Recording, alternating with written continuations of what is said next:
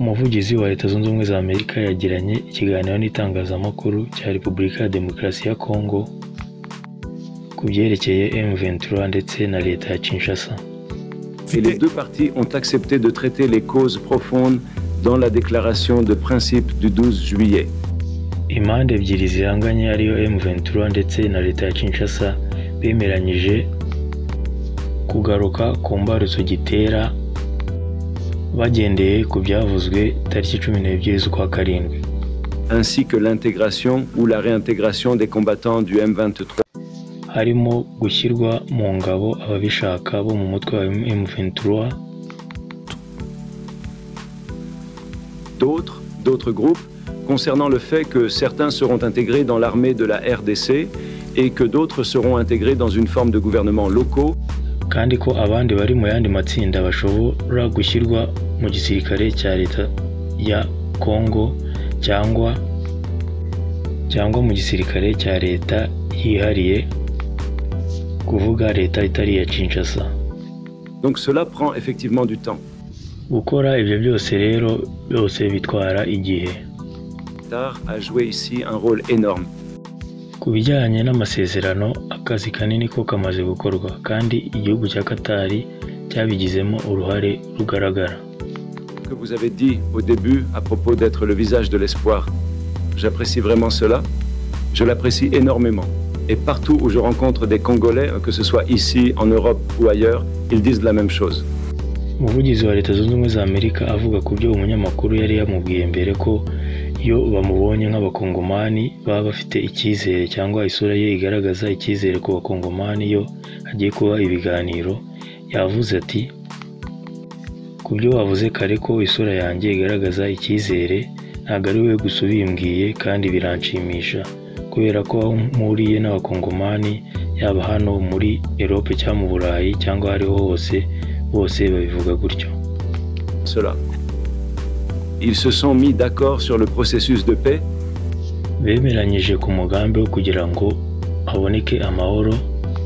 Pièce du puzzle est le M20, la voie de Doha.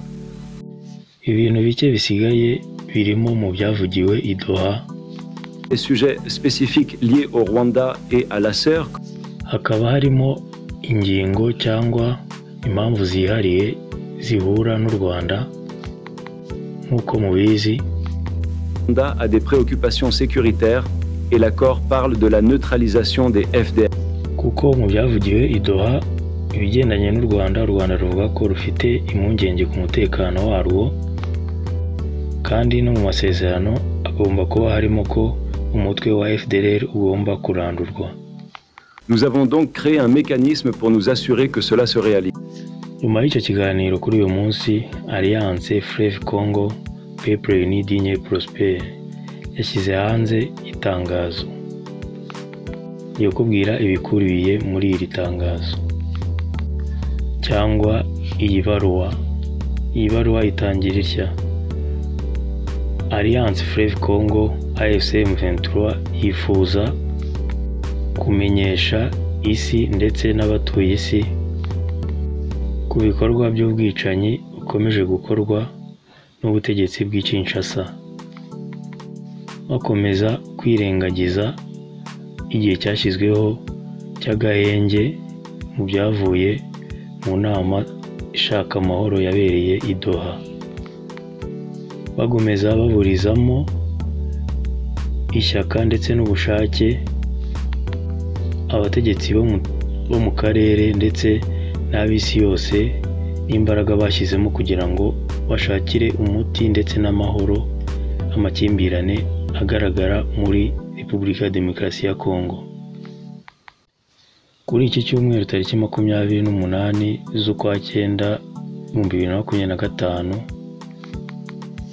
imitwe cyangwa ingabo zishyize hamwe cyane cyane harimo FARDC, FDLR, Wazalendo, abamerceneri ndetse na The Burundi National Defense Force cyangwa ingabo z'u Burundi basenye ikiraro giherereye Peti muri Walikale. Iki akaba ari igikorwa kibi kigambiriye guhungabanya umutekano ndetse no gusenya ibikorwa remezo. Ibyo ngibyo bikaba bizabera imbogamizi ndetse no gushyira mu bwigunge, kuko aricyo cyafashaga guhuza abaturage batuye hakurya y'uruzi ndetse n'abatuye hino y'uruzi. Ibi bikorwa byo gusenya ibikorwa remezo bigambiriwe bifite intego yo gutandukanya abaturage ba Kongo, babashyira mu bwigunge, bababuza n'amahoro yabo.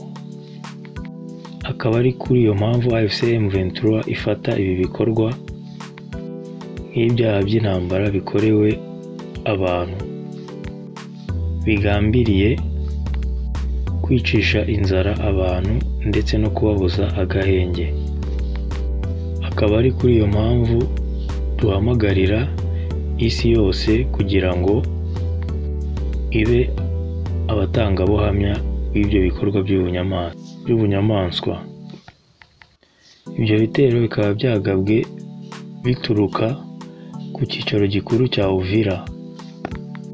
Akaba ari kuri iyo mpamvu AFC M23 ishimangira ko igomba kuguma irinda abasivile, ikoresha imbaraga izo arizo zose n'ubushake kugira ngo ikureho isoko cyangwa icyo ari cyo cyose gishaka guhungabanya umutekano wabo. Ibyo ni bimwe mu bikubiye mu rwandiko AFC M23 yanditse cyangwa yashyize hanze uyu munsi. Wakoze kubana nanjye, igitekerezo cyangwa inyunganizi yanjye cyangwa muri comment, kandi like na subscribe. Urakoze, ugira ibihe byiza.